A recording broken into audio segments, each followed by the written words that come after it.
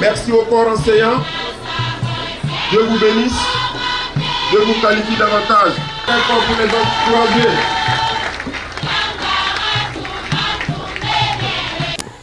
Ils sont 94 lauréats à avoir reçu leur parchemin de fin de formation et désormais aptes à accomplir les fonctions de serviteurs de Dieu.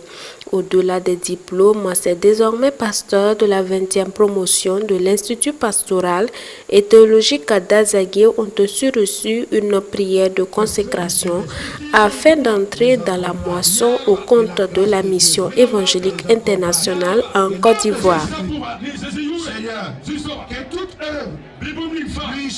Nous avons reçu à étudier la Bible et nous avons reçu non seulement comme thème choisi les imitateurs de Christ, nous avons reçu à comprendre que Paul, dans son parcours, a connu des difficultés, mais il n'a pas baissé les bras.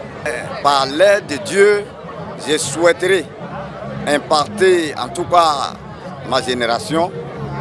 Vraiment, je suis très contente pour tout ce que le Seigneur a fait pour nous. Il nous a gardés durant pendant les 3 ans. Vraiment, je suis très contente. Je remercie notre Père spirituel qui est le directeur de cet institut. À cause de lui, on a tout fait. Et on souhaite sortir, aider les gens pour qu'ils aient la guérison, pour qu'ils se donnent à Dieu et œuvrer l'œuvre de Dieu. Qu'ils annoncent l'évangile et qu'ils gagnent des âmes à Christ à travers le pays et même au-delà, ce sont entre autres les attentes du directeur de l'Institut, par ailleurs président de la MEIC. Maintenant, ce que j'attends d'eux, c'est de faire de sorte que dans chaque village de la Côte d'Ivoire, dans chaque ville, dans chaque hameau, que les gens entendent parler de Jésus. Voilà, qu'il y ait des églises construites, des annexes ouvertes, et que chaque élément qui sort de cette école-là puisse trouver un lieu où exercer son ministère. C'est d'ailleurs un appel que je lance aux 20 régions. Voilà, parce que ce sont des étudiants qui sont venus de différentes régions, de 20 régions. Donc, ils vont retourner dans leurs régions respectives.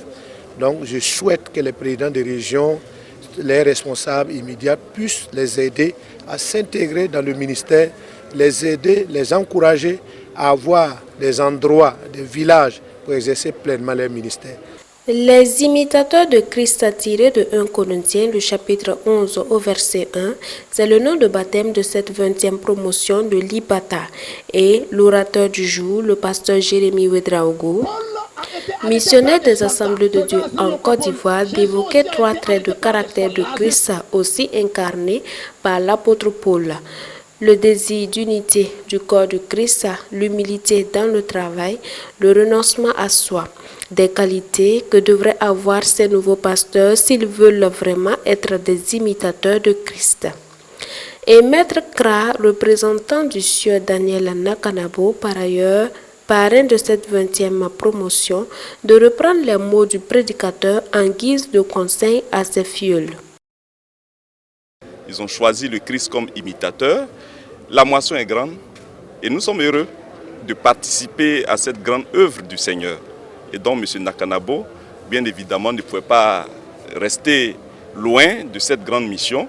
Et donc, de façon morale, spirituelle et psychologique, il apporte son appui pour que les qualités qui ont été présentées par l'homme de Dieu soient respectées.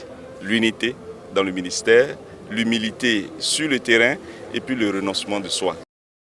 Ces lauréats sont désormais prêts à prendre la Bible et prêcher partout la bonne nouvelle, selon le docteur Georges Ézéchiel Comporé. Oui, ils sont aptes d'abord à la qualification du Saint-Esprit.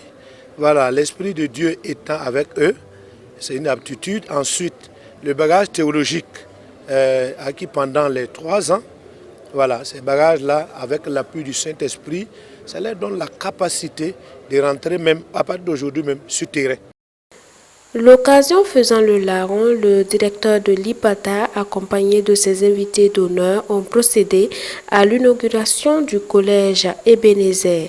Ce fut une cérémonie riche en couleurs à la gloire de Dieu. Et quand je dis que c'est mon âme écoutée, je le fais déjà. À ta voix, je le fais, oui, travail de mon père.